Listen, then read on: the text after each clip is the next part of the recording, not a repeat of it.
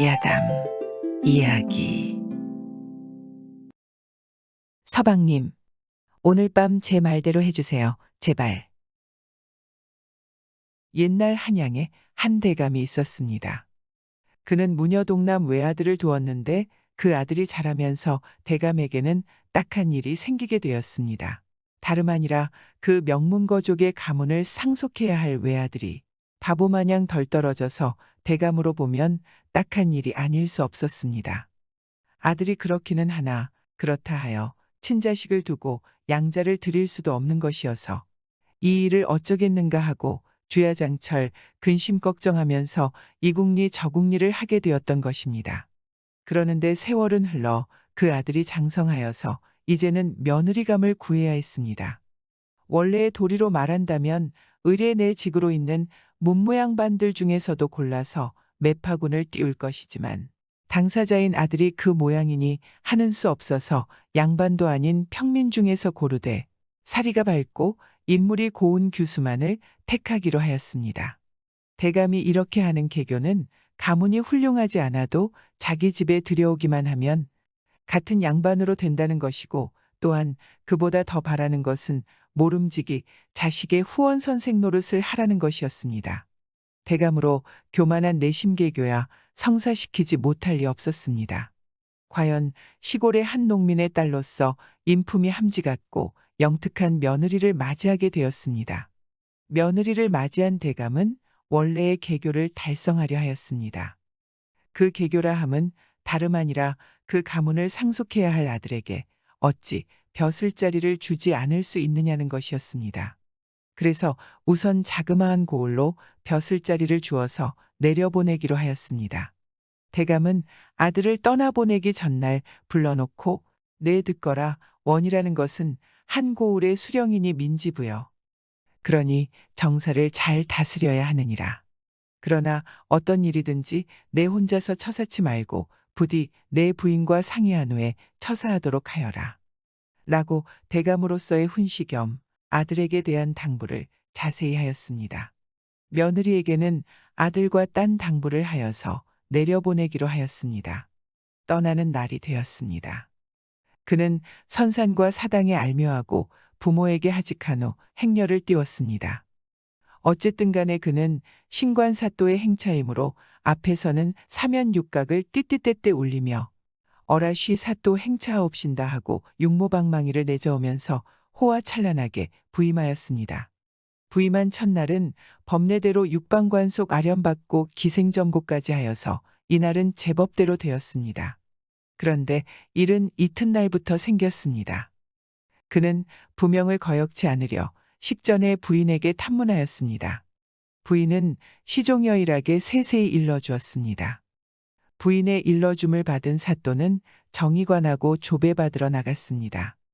그래도 신관사또이니 좋은 도포에다 통량갓 눌러쓰고 동원대청에 나가 좌정하였습니다.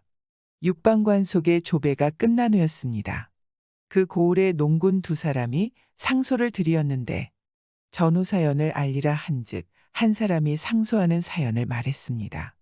그 일은 이러하였습니다. 한 농군이 남의 소를 빌어서 농사를 하다가 점심때가 되어서 청초가 좋은 밥머리에다 소를 매놓고 점심을 먹고 와서 보니 소가 풀을 따라 뜯어먹다가 언덕에 떨어져 죽어버렸습니다. 이렇게 되어 일이 난감하게 되었습니다. 소주인은 당장 소를 사내라고 야단이었습니다. 소를 빌어 쓰던 사람은 소를 살 돈이 있다면 뭐 때문에 남의 소를 빌어 썼겠느냐고 하면서 물어 방책을 대지 못하였습니다. 이렇게 되어 소주인은 당장 대소를 사내라느니 소를 빌어 쓰던 사람은 차차 벌어서 물겠다느냐 하면서 서로 옥신각신하다 신관사또께서 현명한 처사를 받자고 상소하여 왔다고 말하였습니다. 수하 관속들과 상소자는 신관사또의 현명한 판결이 내릴 것을 기다리는데 사또는 두서없는 말로 야들아 개 좀 있거라 하고는 부스스 일어나더니 엉기적거리면서 내당으로 들어갔습니다. 그는 이를 어떻게 처사해야 좋을지도 몰랐거니와 집을 떠날 때 애비의 당부가 있었으므로 부인에게 문의하러 들어간 것이었습니다. 여보시오 부인, 이런 상소가 들었는데 이를 어떻게 처사하라오?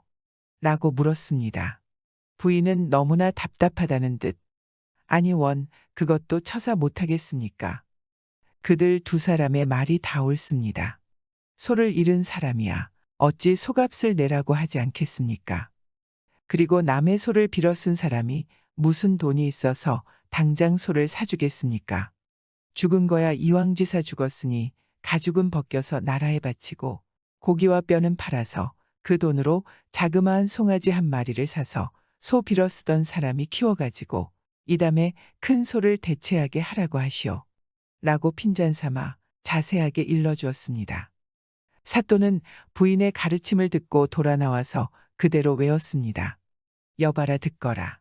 죽은 거야 이왕지사 죽었으니 가죽은 벗겨서 나라에 바치고 고기와 뼈는 팔아서 그 돈으로 자그마한 송아지를 사 키워서 큰 소를 대체하도록 하여라. 부임한 이튿날의 송사풀이는 그래도 부인의 가르침을 들었기에 그렇게라도 처사하여 면무식이나 겨우 했습니다. 그런데 일이 생긴 것은 부임한 지 사흘째 되는 그 이튿날이었습니다. 또 송사가 들었는데 그 사연은 이러하였습니다. 한 마을에서 두 노인이 장기를 두었는데 한 노인은 성질이 급하고 다른 한 노인은 그와 반대로 성질이 듬직하였습니다. 두 노인이 장기를 두다가 성질이 급한 노인이 통수에 걸렸습니다. 그러니 그 노인은 한 수만 물려달라고 하였습니다.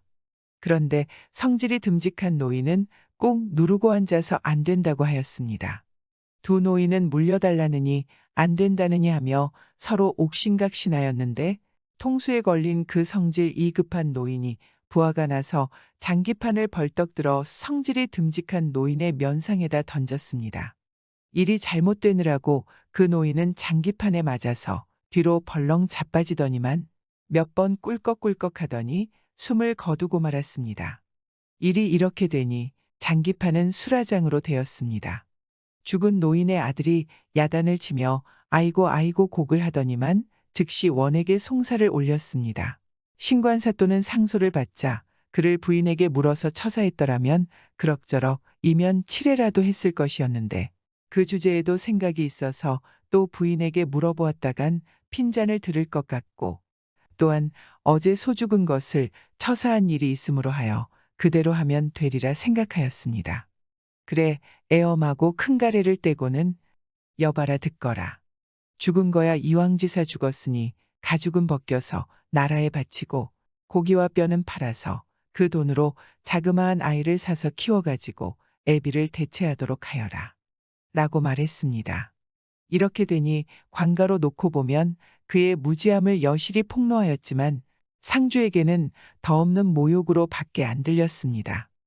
그 말을 듣자 상주는 분이 치솟아서 더욱 엉엉 울며 달아나갔습니다. 상주가 산문 밖에 나서서 그 말을 하자 모였던 사람들 이 모두 분개하여 신관사또란 놈은 그런 놈인가?